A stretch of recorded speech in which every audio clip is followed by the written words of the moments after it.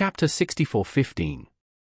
10 minutes later, with a loud bang, the entire freight station was plunged into darkness.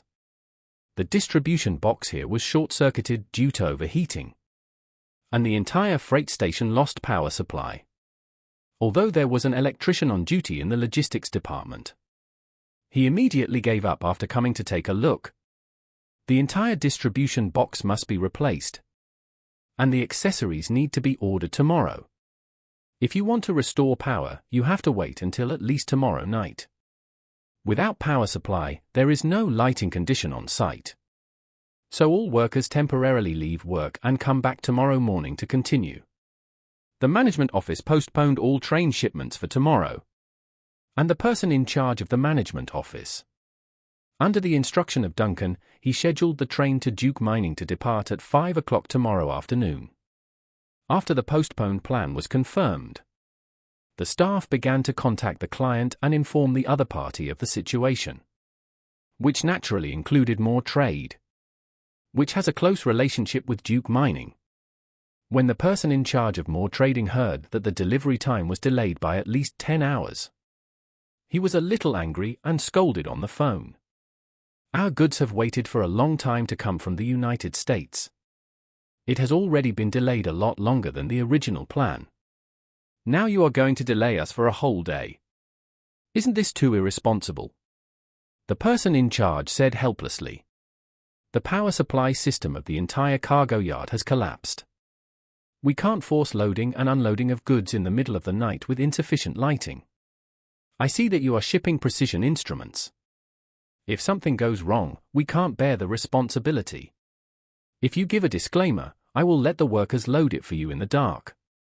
When the other party heard this, his anger subsided a lot. In fact, that batch of goods had been booked a long time ago.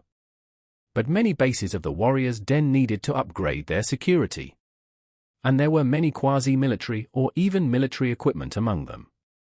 They also took a long time to get it done, and the shipping has been drifting on the sea for more than 10 days. Now that it has been safely cleared and entered, only the last 200 kilometers are left. He dare not take any risk. Although time was delayed by 1 day, he still endured it for the safe transportation of this batch of goods to Duke Mining and instructed, 1 day late is 1 day late. Our equipment is expensive, and there must not be any mistakes. The person in charge said, don't worry. We are just worried that the goods will be damaged. We asked all the workers to stop work as soon as there was a power outage. As long as the lighting effect is good tomorrow, we will start work immediately without waiting for the circuit to be completely repaired.